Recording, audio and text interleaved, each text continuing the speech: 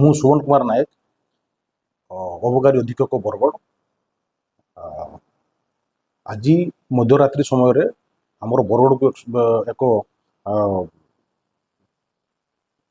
Information ଆସିଲା ଯେ କିଛି ଆପଣଙ୍କର ଇଲିଗାଲି କଫ୍ ସିରପ୍ ଭୁବନେଶ୍ୱରରୁ ବରଗଡ଼ ଟାଉନ୍ ଭିତରକୁ ପଶିବାର କିଛି ବିଶ୍ୱସ୍ତ ସୂତ୍ରରୁ ଖବର ଆସିଲା।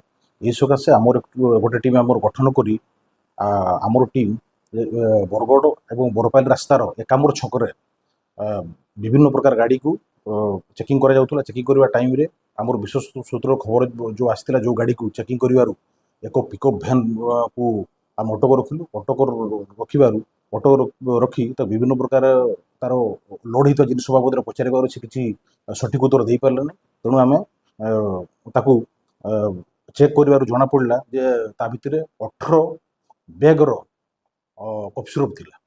ଆଉ ସେ 18 ବ୍ୟାଗ୍ କଫ୍ ସିରପ୍ ପ୍ରତ୍ୟେକ ବ୍ୟାଗ୍ରେ 300 ବୋଟଲ ଲେଖାଏଁ ଥିଲା। ଆଉ 18 ବ୍ୟାଗ୍ କଫ୍ ସିରପ୍ ଟୋଟାଲ୍ ହେଲା ଆପଣଙ୍କର 5400 ବୋଟଲ କଫ୍ ସିରପ୍ ଆମେ ତାଠୁ ବରାମଦ କଲୁ।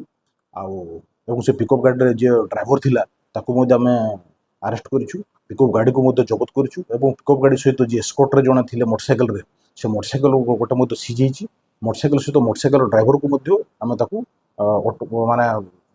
ମଧ୍ୟ ଆମେ ଆରେଷ୍ଟ କରିଛୁ। ଆଉ ଏଇ ବାବଦରେ ଆମେ ବର୍ତ୍ତମାନ 2 ଜଣ ଆକୁଜକୁ ଆମେ ବର୍ତ୍ତମାନ ଡିଟେନ୍ ପଚରା ଉଚରା ଚାଲିଛି। ସେ 2 ଜଣ ଆକୁଜ, ଜଣେ ହେଲା ଆପଣ ଜମିଦାର ବାଗ ବୋଲି, ଯାହାର ଏଜ୍ ହେବ 39 ବର୍ଷ ଏବଂ ତାଙ୍କ ଘରଟା ହେଲା ନୂଆପଡ଼ା, ସେ ବରଗଡ଼ର। ଏବଂ 2 ନମ୍ବର ଆକୁଜ ହେଲା ଆଶିଷ ଅଗ୍ରୱାଲ, ଯାହାର ବୟସ ହେଲା 29 ବର୍ଷ ଏବଂ ସେ ଏକାମ୍ର ଛକ ବରଗଡ଼ର। ଏ 2 ଜଣଙ୍କୁ ଅଟକ ରଖି ବର୍ତ୍ତମାନ ଆମ ପଚରା ଉଚରା ଚାଲିଛି ଏବଂ ଆମର ଜବତ ହୋଇଥିବା କଫ୍ ସିରପ୍ର ବର୍ତ୍ତମାନ ମାର୍କେଟ ମୂଲ୍ୟ ହେଲା 16,20,000 ଟଙ୍କା ହେବ ବର୍ତ୍ତମାନର ମାର୍କେଟ ମୂଲ୍ୟ।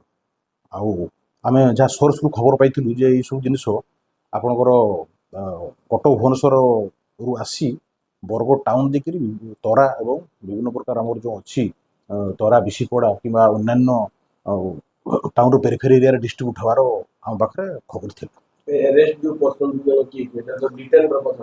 ହଁ, ଆରେଷ୍ଟ ଯେଉଁ ପର୍ସନ୍ ଡିଟେନ୍ ପରେ ଆରେଷ୍ଟ କରା ହେଇଗଲାଣି ଅଲରେଡ଼ି। ଯେଉଁ 2 ଜଣ ପର୍ସନ୍ ହଁ, ସମୁଦାୟ 2 ଜଣ ବର୍ତ୍ତମାନ ଅଛନ୍ତି। ବର୍ତ୍ତମାନ ଇନଭେଷ୍ଟିଗେସନ୍ ଚାଲିଛି।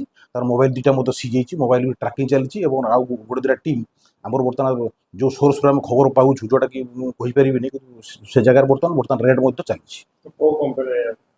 ଏଟାକୁ ମାନେ ଏସ୍କପ୍ କଫ୍ ସିରପ୍, ଯାହାକି ଆମର ସେ କଫ୍ ସିରପ୍ରେ କୋଡ଼ିନ୍ ଫସ୍ଫେଟ୍ କଣ୍ଟେନ୍ ରହୁଛି। ଆଉ ଯେଉଁ କୋଡ଼ିନ୍ ଫସ୍ଫେଟ୍ଟା ଆକ୍ଚୁଆଲି ବର୍ତ୍ତମାନ ଏଟା ଅଲ୍ ଇଣ୍ଡିଆ ଲେଭେଲରେ ଗୋଟେ ବେନ୍ ପ୍ରଡକ୍ଟ, ଯାହାକି ଆମର NDPS ଆକ୍ଟରେ ଏଟା ଗୋଟେ ବର୍ତ୍ତମାନ କେସ୍ ରୁଜୁ ହୋଇକରି ତାର ମଧ୍ୟ ତଦନ୍ତ ଚାଲିଛି।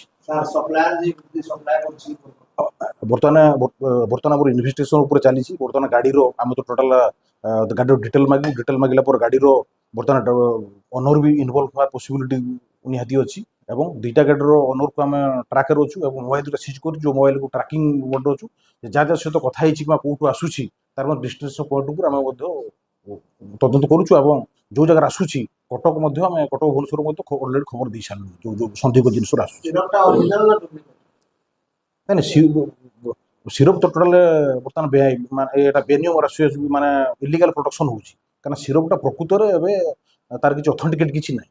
ଯଦି ଅଥେଣ୍ଟିକେଟ୍ ଥାନ୍ତା ତା ପାଖରେ କାଗଜପତ୍ର କିଛି ଥାନ୍ତା। ଟୋଟାଲ ଅଥେଣ୍ଟିକେଟ୍ ନାହିଁ, ଇଲିଗାଲି ଆକାରରେ ଟୋଟାଲ ଏଟା ମିସୟୁଜ୍ ମାନେ ଇଲିଗାଲ୍ ଆକାରରେ ଏଟାକୁ ଡ୍ରଗ୍ସ ଆକାରରେ ୟୁଜ୍ ହେଉଛି।